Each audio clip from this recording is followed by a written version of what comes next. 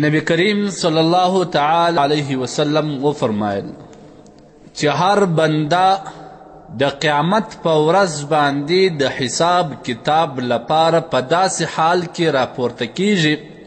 په کوم حال کې چې دی مړ سوی دی. یعنی مطلب دا دی که انسان په کوم حال کې ومړ او په کم حالت کې په څرنګه کیفیت کې چې دی و او مرګ ورته رالی، نو د قیامت په ورځ به دی په همدغه حالت کې راپورته کیږي. دا یو ډیر مهم روایت دی. دې کې د رسول الله صلی الله علیه وسلم امت ته یو عظیم پیغام دی. هغه په دې شکل باندې که چیرې یو سړی په حالت د دینداري کې مړ سو، پر لمانځه ولاړ و مړ سو، په حالت د روژه کې مړ سو، پر عبادات طاعات د قرآن عظیم شان په تلاوت کې، په تسبیحاتو او درودو ویلو کې مړ سو، دا کس به د قیامت په ورځ په داسې حال کې راپورته کیږي چې په کم حال کې دی وفات سوی دی، مړ سوی دی. او دا به د نیکانو دیندارانو انبیاو صالحینو علماو په ټولنه کې دا عظیمه خوش خبرې ده. او که چیرې خدای نخواسته یو بنده د الله جل جلاله یو بنده که چیرې پر فسق او فجور باندې مړ سي، د خدای جل جلاله په نافرمانی کې مړ سي،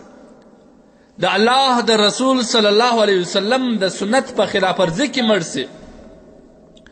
نو بیا د داسې بنده حشر به همدا رقم وي. مخکې پر دې باندې موږ یو تفصیل کړی و چې نبی علیه الصلاة وسلام وفرمایل من تشبه بقوم فهو منه. که چیرې چا د یو قوم سره د اغیارو سره د یهود نصارا هندوان مجوسیانو سره مشابهت په هیڅ یو کار کې وکړي، د قیامت په ورځ به دا کس د هغه سره راپاڅېږي. ګورې دا یو ډېر عظیم پیغام دی موږ له. د دې څخه پیغام دا دی چې بنده باید هر وخت خپل مخ ته مرګ شیږدي، په هر حالت کې مرګ په یاد سي که په دا حالت کې ما ته مرګ رالی زه به څه چل کوم. العیاذ بالله الف الف مره. که چیرې سړی انسان د خواهشاتو مطابق زنا ته خواهش وسي او دی دا مخ ته کښېږدي، که چیرې ما ته په دې حالت کې مرګ رالی نو بیا به زه څه کوم. که چیرې العیاذ بالله شرابو ته، د بنده حق ته، غلا ته، غصب ته، ظلم ته، دوکې ته، درواغو ته، فسق او فجور ته خواهش وسي، هلته دې دی فورا دا ما دغه کوي ځان ته راولي،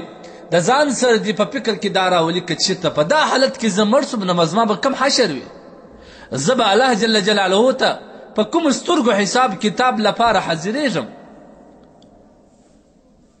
اصل بنده لپاره پکار دی چې ټول عمر ټول زندگی د الله جل جلاله د اوامرو لاندې تېر کړي. نو زموږ د معاشرې ځوانان وګوره، که په سفر باندې روان یې هم دی هلته فلمونه ګوري، ویډیو یې لګولي، پردۍ نامحرمې نجونې دې ته غورځي او هلته دی د مرګ په حالت کې روان دی. هېڅ لرې نه ده که چیرې موټر معمولي ټن وخوري یا بل موټر اورټیک ورباندې وکړي یا ټکر وسي، اکسیډنټ وسي، دا سړی ولاړې ختم سو، نو د دې حشر د کوم چا سره سو؟ په کوم حالت کې به دا سړی راپورته کېږي؟ یو کس ماښام بېدېږي، دا زموږ ځوانان ټول په دې مرض اخته دي، الله دې دې ته هدایت وکړي. ماښام بېدېږي، غوږو کې هیډفون واچي، موبایل کې ویډیو راولي، فلم ولګوي، په دغه فلم کې موبایل پر سینه باندې پروت وي، فلم لګېږي، په غوږو کې سروز سټارټ وي او هلته دی بېدي. په دا حالت کې که ده ته مرګ رالي نو ده به څه وي؟ که بلې خوا ته یو ځوان دی هغه ماښام بېدېږي، آیات کرسي وایي، 4 قله وایي، درود شریف وایي او د الله جل جلاله ذکر او اذکار کوي او ورباندې بیده سي، دا سړی چې مړ سي دا به څه حال څومره فرق دی؟ هغه کس به د انبیاو، صلحاو، علماو او د امت د نیکانو په طبقه کې راپورته کېږي، ابل ولاړې ته باسو. دا شی ته موږ سوچ نه و.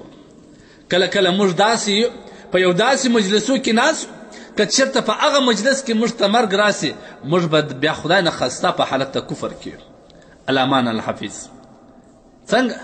هلته د یهودو یو نصاراو یو اختر شروع وي هلته د مجوسیانو یو اختر شروع وي هلته هغه فاحشي منکرات شروع وي زموږ مسلمان ورور هم په هغه ټولنه کې شرکت وکړي هلته مړ سو د قیامت په ورځ باندې دا کس په د دې کسانو په ټولۍ کې راپورته کېږي که څه هم ناخوښ د دې کسانو جماعت یې ورغټ کړي په ده باندې جماعت یو فرد ډېر سو دا کس به د هغوی په ټولۍ کې راپورته کېږي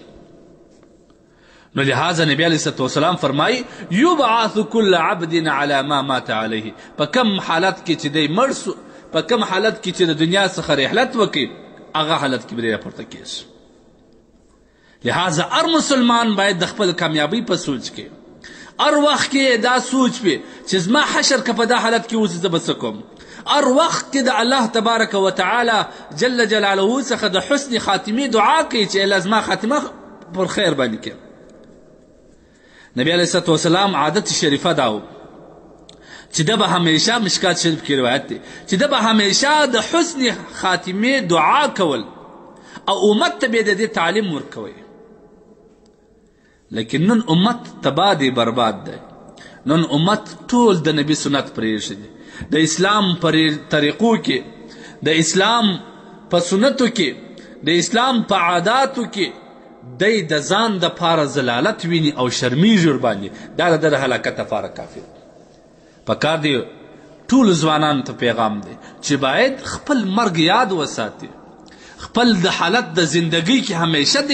فکر او سوچ کې وي چې دا به څنګه حالت کې ماته مرګ راسي نن چې ځوانان دومرې په خواهشاتو اوښتي دي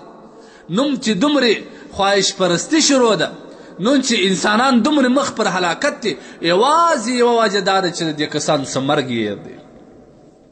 د دې کسانو څه مرګ یې دی که چیرې د ټولو انسانانو مرګ په یاد سي ظلم به نه وي معاشره کې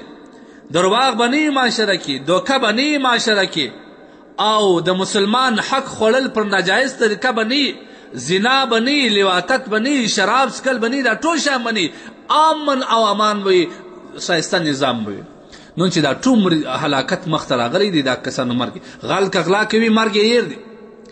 زاني که العیاذ بالله زنا کوي مرګ یې هیر دی دا درته نه معلومېږي چې زما په دې خاتمه کې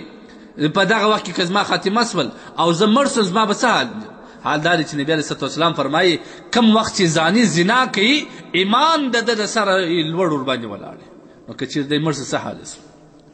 نو الله دې موږ تاسو ته هدایت وکړي نو ځکه چې د الله رسول صلی الله علیه وسلم فرمایي یبعث راپورته کېږي کل عبد علی ما مات علیه په کوم حالت کې چې دی مړ سوی